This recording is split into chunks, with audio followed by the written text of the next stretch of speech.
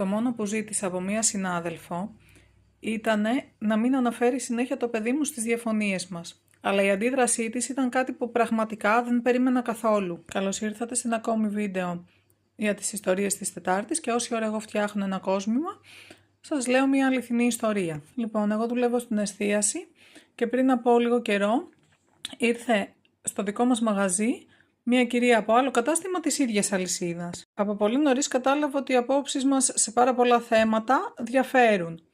Παρ' όλα αυτά δεν ήταν αυτό κάτι που με ενόχλησε. Μια μέρα λοιπόν συζητούσαμε μια άλλη μαμά στο διάλειμμά μας και της έλεγα ότι εμείς σαν γονείς προτιμούμε είτε να πηγαίνουμε κάπου όλοι μαζί με την μικρή, είτε αν θέλουμε να βγούμε με τους φίλους μας, ο ένας από τους δύο γονιούς να κρατάει το παιδί και ο άλλος να πηγαίνει τη βόλτα του. Δεν θέλουμε να αφήνουμε το παιδί ούτε στους γονείς μου, ούτε στα πεθερικά μου.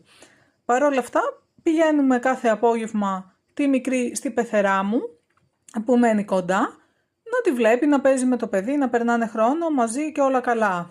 Η κυρία αυτή λοιπόν που ήταν μπροστά στη συζήτηση που είχα εγώ με την άλλη μαμά, μπήκε στη συζήτηση για να μου πει ότι εμείς οι νέες μαμάδες δεν εμπιστευόμαστε τους μεγαλύτερους ανθρώπους και ότι και αυτοί έχουν μεγαλώσει παιδιά και η συγκεκριμένη γυναίκα, ας πούμε, τον άντρα μου, και ότι δεν έχω δικαίωμα εγώ να μην αφήνω την πεθερά μου να περνάει χρόνο με το παιδί. Κάτι που εγώ δεν είπα ποτέ στη συζήτηση βέβαια.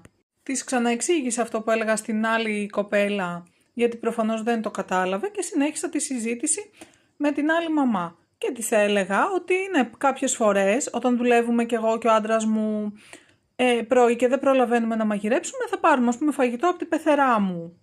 Και ξαναπετάχτηκε η ίδια κυρία και μου λέει βλέπεις, μου λέει, λοιπόν, που χρειάζεσαι την πεθερά. Και της εξηγώ πάρα πολύ όμορφα για τρίτη φορά ότι δεν είπα ότι δεν αφήνω το παιδί να βλέπει τις γιαγιάδες του ή τους θείους του κτλ. Είπα ότι δεν το παρκάρω το παιδί για να πάω για καφέδες ή για ψώνια. Και ότι προτιμώ τον λίγο χρόνο που έχω μέσα στη μέρα να τον περνάω σε βόλτες που θα κάνω μαζί με το παιδί μου.